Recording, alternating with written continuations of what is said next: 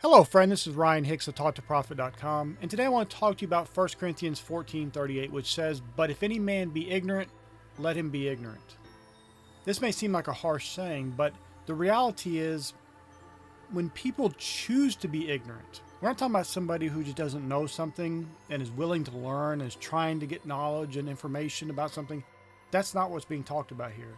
But a man who willingly chooses to be ignorant. They choose not to learn. They refuse.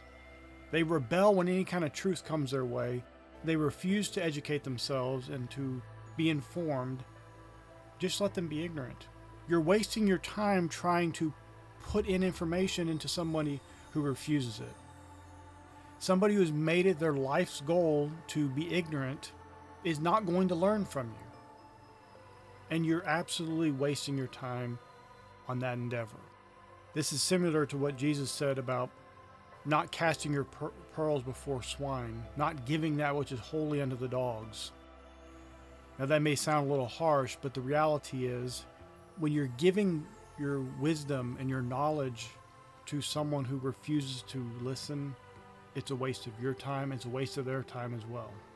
Your time could be better spent imparting that wisdom to somebody who cares, somebody who wants to listen, somebody who wants to learn. And there are plenty of those people out there. Now I know sometimes, especially if you're younger and you've just come to the faith, you've come to wisdom and knowledge about God, there's a real hunger and desire to make sure everybody knows what you know now and to give that wisdom to people. But the real wisdom is in holding it back and not just throwing it out there to everyone when some people don't want to receive it. Actually, many people may not want to receive it.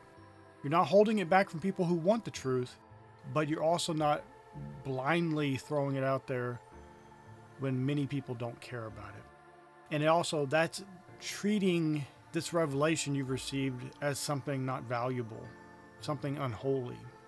And yet it is holy. It is good. It's valuable.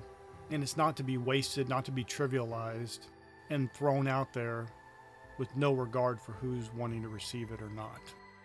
If you look at the life of Jesus and you look at him preaching and dealing with people, he spoke in parables so people couldn't even understand him unless they were the ones who were trying to receive the knowledge. Then God would enlighten them. Otherwise, people who didn't seek God and were choosing to be ignorant, all they heard was parables that didn't make any sense to them. They couldn't see it and they couldn't understand it. They didn't have ears to hear. As Jesus said many times, if you have ears to hear, then you can hear. And in Revelation, if you have ears to hear what the Spirit is saying to the churches.